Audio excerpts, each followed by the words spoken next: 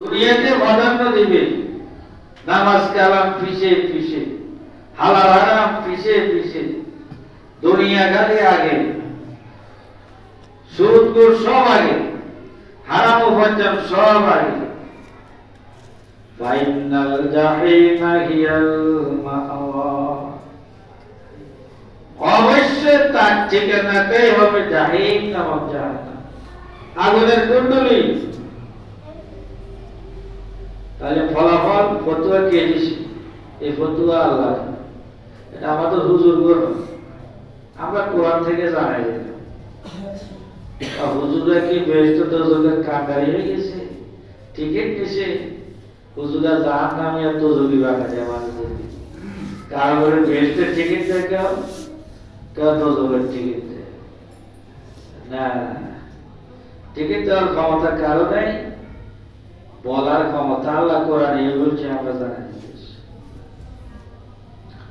ওয়াম্মা মান খাফা মাকামা রাব্বিহি ওয়া নাহান নাফসা আনিল হাওয়া ফাইন্নাল জান্নাতা হিয়াল মাআওয়া। আজ হাসর ময়দানে আল্লাহর দরবারে হাজিরা দেওয়াকে ভয় করে, ওয়ানাহান নাফসা আনিল হাওয়া, মন মতে চলে না। আল্লাহ দেওয়া বিধান নবীর তরিকা মতো চলে। এই ব্যক্তির ঠিকানা কি? ফাইনাল জান্নাতা হিয়াল মাআওয়া, অবশ্যই তার ঠিকানাটাই হলো বেহেশত। এজন্য আল্লাহ জানতে বলছেন, ফামান কানা ইয়ারজু লিকা রাব্বিহি, যে আল্লাহর দরবারে হাজিরা দেওয়াকে আশা পোষণ করে, ফালিয়ামাল আমালান সালিহা, সে যেন অবশ্যই নেক আমল করে। নেক আমল ছাড়া উপায় নেই। যদি পদামলের ঘাটতি নিয়ে যায়, তাহলে দীর্ঘকাল জাহান্নাম ভোগ করতে হবে। তারপরে আশা করা যায় ইমানদার মুসলমান হওয়ার কারণে যে কোনো একদিন বেহেশত দেখব। আমরা কি দুনিয়াতে মশা মাছের কামড় সইতে পারি? সাধারণ গরম সহ্য হয় না, দুনিয়ার আগুন শরীরে লাগাই দেখবেন কেমন হয়। আর আখিরাতের আগুনের কথা তো বললাম একটু, কিভাবে সাজা দিব, হাত পা করা থাকবে।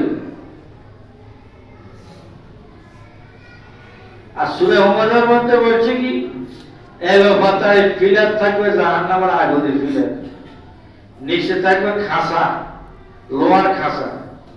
এই খাঁচার ভিতরে ঢুকাইয়া সাজা দিবে, ভিতরেও তালা মারা থাকবে, বাইরেও তালা মারা থাকবে, লেবেল করা থাকবে, যেন কোনো ফেরেশতা সহযোগিতা না করতে পারে তারা। এবার কত কাল এখানে আযাব চলবে আল্লাহ ভালো জানে। নারুল্লাহিল মুকাদ্দাতুল্লাতী তাত্তালিউ আলাল আফইদা ইন্নাহা আলাইহিম মুসাদা ফি আমাদিন মুমাদ্দাদা। এই আমাদিন মুমাদ্দাদা মানে লম্বা লম্বা ফিলার, ফিলারের ভিতরে বাঁধি রাখবো খাঁচা, লোহার খাঁচা। আল্লাহ আমাকে আপনাকে সবাইকে জাহান্নাম থেকে রক্ষা করুন, সবাইকে আখিরাতের পুঁজি জোগাড় করার তৌফিক দান করুন। আমার 20 মিনিট হয়ে গেছে। শীতকাল তো এই জন্য একটা বিষয় বিশ্বাস করি।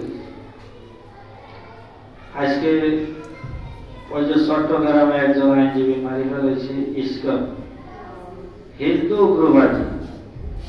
বাংলাদেশে সরকারিভাবে যে সরকারে আসুক, সবাই এদেরকে একবারে তোষামত করে রাখতেছে।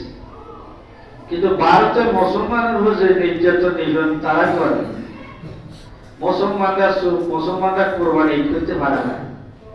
কোন মুসলমান যদি কোরবানি ঈদ করে সরাসরি, তারা তাদেরকে জবাই করে দেয়। কিন্তু সেখানে মানবাধিকার নিয়ে কোনো কথা নেই।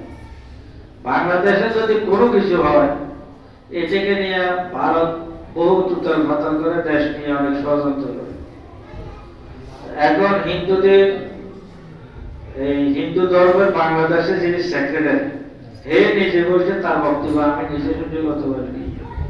উনি বলল ইসকন এটা হিন্দুদের মধ্যে উগ্রপন্থী, তাদের হিন্দু ধর্মের সাথে এদের সাথে অনেক অমিল।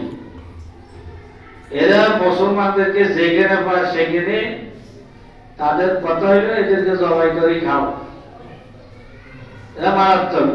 তো এদের ব্যাপারে আমাদের সতর্ক হইতে হবে। তবে কোন হিন্দু বিজাতির উপর আক্রমণ করা যাইবে না, প্রশাসন আছে, আমরা প্রতিবাদ জানাই। আজকে আসর পরে এখানে প্রতিবাদ সভা হবে, আপনারা যারা পারেন এখানে উপস্থিত হইবেন, প্রতিবাদ সভায় অংশগ্রহণ করবেন ইনশাআল্লাহ। সুন্নত পড়ে